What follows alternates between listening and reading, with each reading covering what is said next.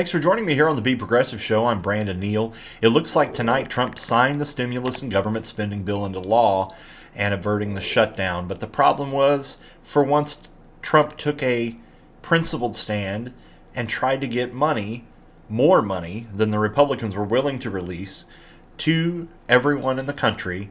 He wanted $2,000 instead of $600, and he vetoed it, said that he wouldn't do it unless he got that.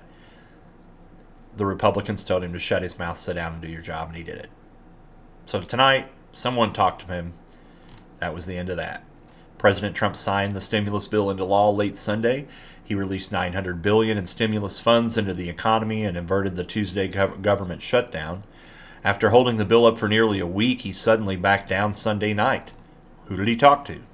Trump signed the bill while vacationing in Florida on a weekend when he had allowed unemployment benefits for 14 million Americans to expire.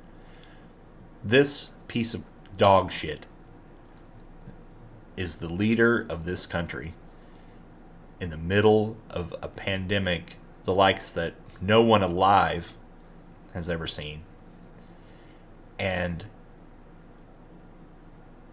you, as a Republican and as a president, said, fuck it, I'm going to go golf. Vetoed it, didn't give him anything, and then walk off. And then you came out and you said, because it's the $2,000 checks, I want the $2,000 checks. And I thought, great, that's a great idea. That's what needs to happen. The Democrats got on board, said, great, let's go do it. Let's vote on it right now. What do you think the Republicans are going to do? Nope. And so he's stuck. Now he looks like a loser. They've told him no. And he's went in there and bowed his head, kissed the ring, and tonight signed the bill into law. So, $900 billion in all of its pork and all of its BS spending, and almost none of it will go to help actual people. Isn't that how our piece of shit Congress works? It's no wonder that the Congress itself has probably around a 9 to 10% approval rating. Because it doesn't matter what side of the aisle you're on. You are not important to them. You, the voter, who actually gives them their job and everything, and they don't care about you at all.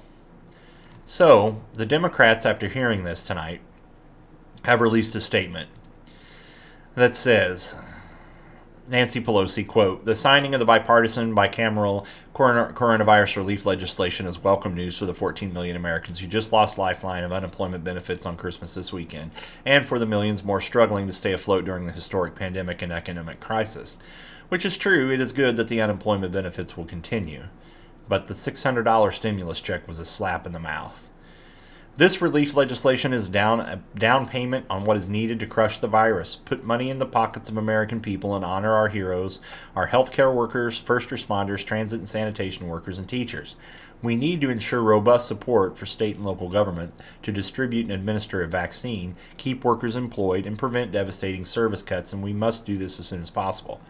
Now the president just immediately called on congressional Republicans to end their obstruction, join him and the Democrats in support of our standalone legislation to increase direct payments checks from $2,000, which will be brought to the floor tomorrow. Every Republican vote against this bill is a vote to deny the financial hardship that the families face and to deny the American people the relief they need.